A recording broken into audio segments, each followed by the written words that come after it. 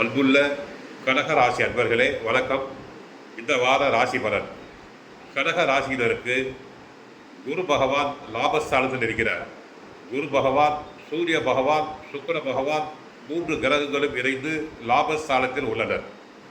சனி பகவான் 8ஆம் இடத்தில் அஸ்தமத்து சரியாக இருக்கிறார். 3ஆம் இடமாகிய தைரியஸ்தானம் முயற்சி ஸ்தானத்தில் கேது பகவான் சஞ்சாரம் செய்கிறார். 9ஆம் இடத்தில் பாக்கியஸ்தானத்தில் ராகு பகவானும் செவ்வாய் பகவானும் இணைந்து உள்ளனர்.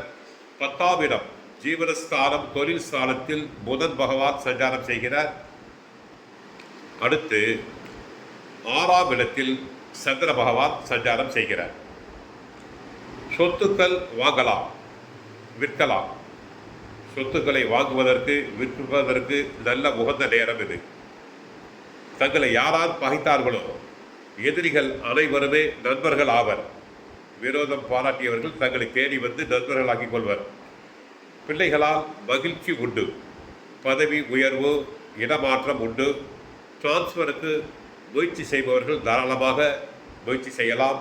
இடமாற்றம் உண்டு, உத்தியோக மாற்றம் உண்டு. நன்மை தரும் நாட்கள் ஞாயிற்றுக்கிழமை, திங்கட்கிழமை, செவ்வாய்க்கிழமை. குரு 7ஆம் இடத்தை பார்ப்பதால் நண்பர்களால் நன்மைகள் உண்டு.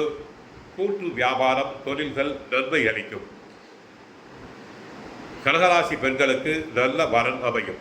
ஆண்களோ பெண்களோ குரு பகவானின் பார்வை இருப்பதால் நல்ல வரன் அமையும். ஆடை ஆபரண சேர்க்கை உண்டு. நிறைய நகைகள் ஆடைகள் சேரும்.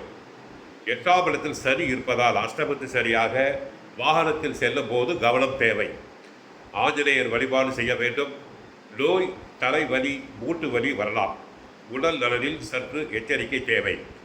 தங்களுக்கு சாதகமான கிரகங்கள் எது? குரு பகவான் சாதகமாக இருக்கிறார். சுக்கிர பகவான் சாதகமாக இருக்கிறார். சூரிய பகவானும் சாதகமாக இருக்கிறார். கேது பகவான் சாதகம், ராகு பகவான் சாதகம், செவ்வாய் பகவானும் சாதகமாக இருக்கிறார். ஆகவே இவை அனைத்தையும் நல்லபடியாக உபயோகித்து வாழ்க்கையில் முன்னேற வழி காண வேண்டும். மற்றபடி இந்த வாரம் இனிய வாரமாக அமைய வாழ்த்துக்கள். ஜெய ஜெய துர்கா, ஜெய ஜெய புவனேஸ்வரி.